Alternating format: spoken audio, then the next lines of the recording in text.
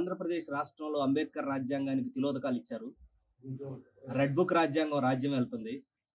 నారా లోకేష్ 3 పేజీలే చూశారు, ఇంకా 300 పేజీలు ఉన్నాయని బహిరంగంగా స్టేట్మెంట్ ఇస్తుంటే, రాజ్యాంగ విరుద్ధంగా స్టేట్మెంట్లు ఇస్తున్నటువంటి మంత్రి మీద కేసు పెట్టే దమ్ము, ధైర్యం, చేతగానితనం ఉన్నటువంటి ఈ పోలీసులు, చేతనైనతనం లేనటువంటి ఈ పోలీసులు దాతలమైన రోతల కేసులు పెడతారా?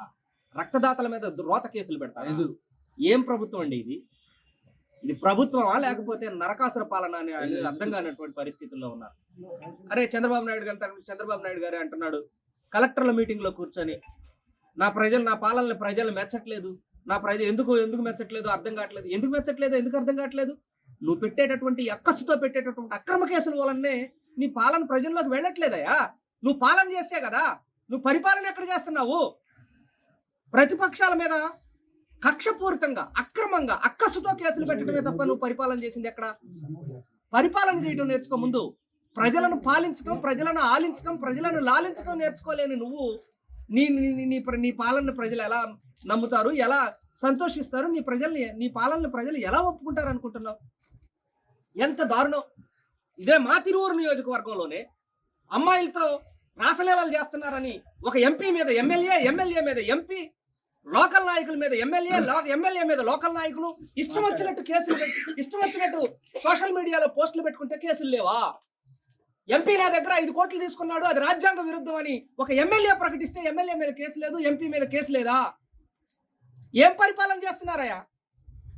అరే మాట్లాడితే ఎంపీ గారి వర్గం, ఎమ్మెల్యే వర్గం అనుకుంటూ మీరు కొట్టుకుంటూ, మీరు తిట్టుకున్నటువంటి, మీరు దూషించుకున్నటువంటి, మీరు విమర్శించుకున్నటువంటి ఇసుక దందా చేస్తున్నారా? మద్యం దందా చేస్తున్నారా? చికెన్ మీద 10 రూపాయలు వసూలు చేస్తున్నారా? ఇటువంటి రేషన్ బియ్యం మీద ఎంత భయంకరంగా మీరు అక్రమార్జన చేస్తూ మీ మీద కేసులు పెట్టుకుంటా. అరే కోడి పందాలు పేకాట్లు. అరే మా ఎమ్మెల్యే పెడతాడు పేకాట కోసం, నువ్వు ఆఫీస్ ఓపెన్ చేసావంటే నువ్వు రాయాలని ఒక మండలాధ్యక్షుడి మీద కేసు ఇది పెడతాడు, పోస్ట్ పెడతాడు, కానీ అతని మీద కేసు ఉండదు. అంటే పేకాట్లు ఆడేవాళ్ళు ఆడుకోవచ్చు, కోడి పందాలు ఆడేవాళ్ళు ఆడొచ్చు, అక్రమ దందాలు చేసేవాళ్ళు చేయొచ్చు, 2 నంబర్ దందాలతో హ్యాపీగా బ్రతికేవాళ్ళు బ్రతికేయచ్చు. కానీ పేదల పక్షపాతిగా, పేదల కోసం, పేద ప్రజలు రక్తం ఎక్కడో బాధపడిపోతారు అని. అయినా ఒక్క విషయం గుర్తుపెట్టుకో చంద్రబాబు నాయుడు గారు, ఎందుకు నువ్వు ఇలాంటి నీచమైనటువంటి కార్యక్రమాలకు పాల్పడుతున్నావు?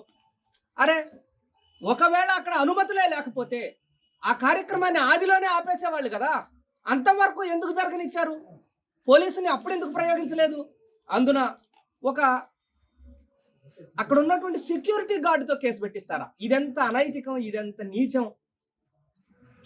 ఇప్పుడు మరి సెక్యూరిటీ గార్డు ఫెయిల్ అయినట్టే కదా, సెక్యూరిటీ గార్డుని ఉద్యోగం నుంచి తీసేస్తారా?